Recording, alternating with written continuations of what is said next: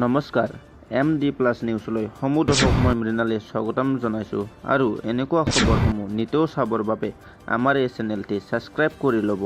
লগতে আমাৰ এই ভিডিঅ'টি একোটাকৈ লাইক কৰি শ্বেয়াৰ কৰিবলৈ নাপাহৰিব। অসমৰ লগতে বিভিন্ন প্ৰান্তৰ পৰা একেলগে কেইবাটাও লৈ আহিছোঁ বিগ ব্ৰেকিং নিউজ। বাতৰিটোলৈ মন কৰিব। চৰকাৰক চেলেঞ্জ প্ৰদান কৰিছে আমছুৰ সভাপতি ৰেজাল কৰিম চৰকাৰে।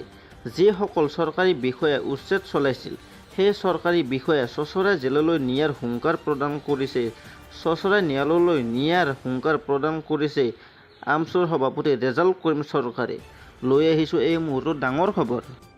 Big breaking news. আৰু এখন যুঁজৰ হুংকাৰ দিলে আমছুৱে। অসমত ধৰ্মীয় সংখ্যালঘু এজনো বাংলাদেশী নাই বুলি দিলে চেলেঞ্জ। মাত্ৰ এজন বাংলাদেশী মুছলমান দেখুৱাই দিয়ক হিমন্ত বিশ্ব শৰ্মাই। মুখ্যমন্ত্ৰীক চেলেঞ্জ প্ৰদান কৰিছে ৰেজাল কৰিম চৰকাৰৰ। মোদীৰ বৰ ঘৰতে নাম্বাৰ 1 বাংলাদেশী শ্বেখ হাছিনাক হেফাজতত ৰখা হৈছে। জনাই আছোঁ এই মুহূৰ্তত ডাঙৰ খবৰ। আমছু সভাপতি ৰেজাল কৰিম চৰকাৰৰ ধুবুৰী জিলা আয়ুক্তলৈ কঠোৰ বাৰ্তা। হিমন্ত বিশ্ব শৰ্মা আজীৱন মুখ্যমন্ত্ৰী হৈ নাথাকিব বুলি মন্তব্য ৰেজাল কৰিম চৰকাৰৰ। 20 বছৰ পিছত হ'লেও ধুবুৰী জিলা আয়ুক্তক সুপ্ৰিম কোৰ্টৰ দুৱাৰত লৈ যাব আমছুৱে। জনাই আছোঁ অতিকৈ ডাঙৰ খবৰ। 10 বছৰ পিছত অসমীয়া জাতি মিয়াই ধৰি ৰাখিব লাগিব এই মন্তব্য ৰেজাল কৰিম চৰকাৰৰ। মুখ্যমন্ত্ৰী হিমন্ত বিশ্ব শৰ্মা কেতিয়াও ৰাতি শান্তিত শুব নোৱাৰে। মানুহৰ মুখৰ ভাত কাঢ়ি লৈছে হিমন্ত চৰকাৰে। 1971 পিছত যদিও কোনো মানুহ আহিছে আমি নিজেই বাংলাদেশলৈ পঠিয়াই দিম। এই চেলেঞ্জ প্ৰদান কৰিছে চৰকাৰক। যিদিনাখন মুছলমানৰ ভাগ্য পৰিৱৰ্তন হ'ব মুখ্যমন্ত্ৰীৰ দৰে 50টা আহিলেও একো কৰিব নোৱাৰে। আৰু হিমন্ত বিশ্ব শৰ্মা চিৰজীৱন মুখ্যমন্ত্ৰী হৈ নাথাকে মনত ৰাখক। এই মন্তব্য ৰেজাল কৰিম চৰকাৰৰ। এখন যুঁজ হ'ব চৰকাৰৰ বিৰুদ্ধে সুপ্ৰিম কোৰ্টলৈ যোৱা হ'ব। হুংকাৰ আমছুৰ সভাপতি ৰেজাল কৰিম চৰকাৰৰ। আন এটা ডাঙৰ খবৰ। উচ্ছেদক লৈ আমছুৱে উচ্ছেদৰ বিৰুদ্ধে প্ৰতিবাদ সাব্যস্ত কৰাৰ মাজতে ৰাজ্যৰ মুখ্যমন্ত্ৰীয়ে হুংকাৰ দিছে আমছুৱে যিমানেই মানুহ লৈ প্ৰতিবাদ নকৰক কিয় উচ্ছেদ অসমত হ'বই। কোনো কাৰণতে কোনোৱে উচ্ছেদ বন্ধ কৰিব নোৱাৰে। যদি আমছু বেছিকে হুলস্থুল কৰে আৰু 2টা উচ্ছেদ বেছি কৰিমহে।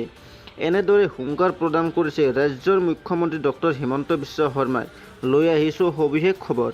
Big breaking news. লক্ষাধিক মুছলমানক লৈ উচ্ছেদৰ বিৰুদ্ধে আমছুৱে কৰা প্ৰতিবাদৰ মাজতে মুখ্যমন্ত্ৰী ডক্টৰ হিমন্ত বিশ্ব শৰ্মাৰ হুংকাৰ। আমছুৱে হুলস্থুল কৰিলে 2টা উচ্ছেদ বেছিকৈহে হ'ব। হাজাৰ হাজাৰ লাখ লাখ মানুহ যিমানেই নহওক কিয় আমি উচ্ছেদ কৰিমেই। জনাই আছোঁ এই মুহূৰ্তত ডাঙৰ খবৰ। উচ্ছেদ সংখ্যালঘুক উদ্দেশ্যি কৰা নাই। জোৰ জবৰদস্তি বনাঞ্চল মাটি দখল কৰা মিয়া মুছলমানকহে উচ্ছেদ কৰিছ। পিজিয়াৰ জোৰ জবৰদস্তি সমূহ সকলকো উচ্ছেদ কৰিছ। আমাৰ মানুহে বনাঞ্চলত বেদখল কৰা নাই। যদি কোনো বড়ো মিচিঙে বেদখল কৰিছে তেওঁলোক পট্টা পাবৰ বাবে যোগ্য। জনাই আছোঁ অতিকৈ ডাঙৰ খবৰ। অজনজাতিসকলে পট্টা অসমত নাপায়। মিয়া মুছলমানৰ বাবে চৰত মাটি দি থোৱা আছে। আমাৰ মানুহ কোনো চৰৰ মাটিত যোৱা নাই। অসমৰ আধা মাটি তেওঁলোককে দি থৈছোঁ। স্পষ্টকৈ কৈ দিছে ৰাজ্যৰ মুখ্যমন্ত্ৰী ডক্টৰ হিমন্ত বিশ্ব শৰ্মাই। চৰৰ পৰা শিৱসাগৰ যোৰহাটলৈ আহিলে সহ্য কৰা নহ'ব। আমাৰ অসমীয়া মানুহ ক'ত থাকিব। আন এক ডাঙৰ খবৰ। 1 লাখ মুছলমানে একত্ৰিত হৈছে আজি তীব্ৰ প্ৰতিবাদ সাব্যস্ত কৰিছে। ইতিহাসৰ সৰ্ববৃহৎ প্ৰতিবাদ বুলি আখ্যা দিয়া হৈছে এই প্ৰতিবাদত। কিয়নো লাখ লাখ মুছলমান একত্ৰিত হৈছে নিজৰ প্ৰাপ্য অধিকাৰ বিচাৰি ওলাই আহিছে উচ্ছেদৰ বিৰুদ্ধে। এইসকল মুছলমানে প্ৰতিবাদ সাব্যস্ত কৰিছে উচ্ছেদ কৰিছে চৰকাৰে। লৈ আহিছোঁ সবিশেষ খবৰ। Big breaking news. চকুৰে মনিব নৰালৈকে ওলাই আহিল লাখ লাখ মুছলমান। ইতিহাসৰ সৰ্ববৃহৎ প্ৰতিবাদ আমছুৰ। জনাই আছোঁ এই মুহূৰ্তত ডাঙৰ খবৰ। মুছলমানৰ প্ৰতিবাদত কঁপি উঠিল সমগ্ৰ ৰাজ্য। আমছুৱে সাব্যস্ত কৰিছে উত্তাল প্ৰতিবাদ আৰু উচ্ছেদক পুনৰ সংস্থাপন দাবীৰে সাব্যস্ত কৰিব জংগী আন্দোলন।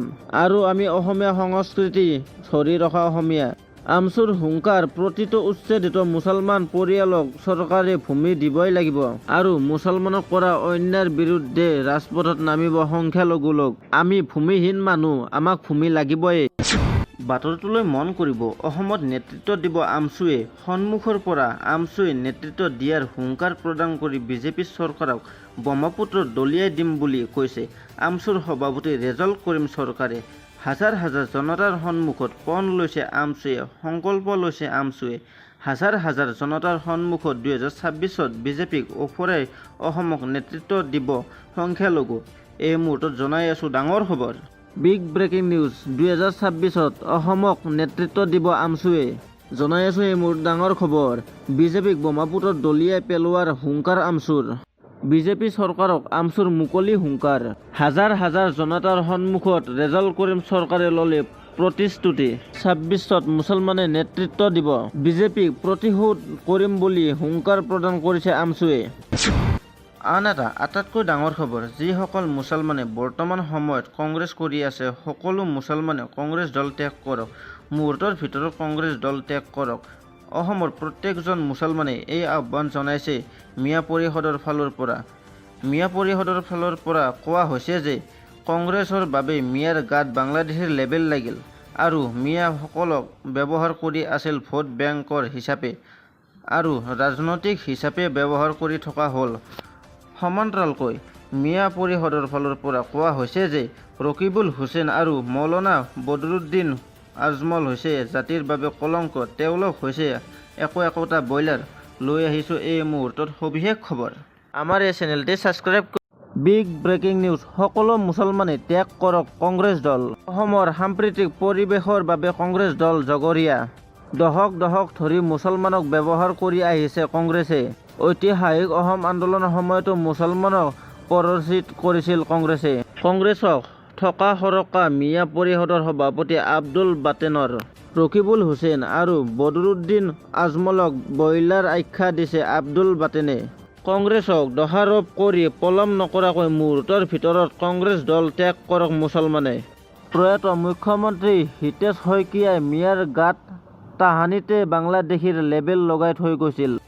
IMDT আইন মুছলমানৰ ৰক্ষা কৱচ বুলি ভয় দেখুৱাই আহিছিল কংগ্ৰেছে আৰু মুছলমান লোকক ভোট বেংক হিচাপে ব্যৱহাৰ কৰি আহিছিল কংগ্ৰেছে। বেলেগৰ পিছে পিছে ঘূৰি থকাতকৈ নিজৰ ভৰিত নিজে থিয় দিব লাগিব মুছলমান লোকে আৰু প্ৰয়োজন হ'লে নতুন ৰাজনৈতিক দল গঠন কৰক মুছলমানে।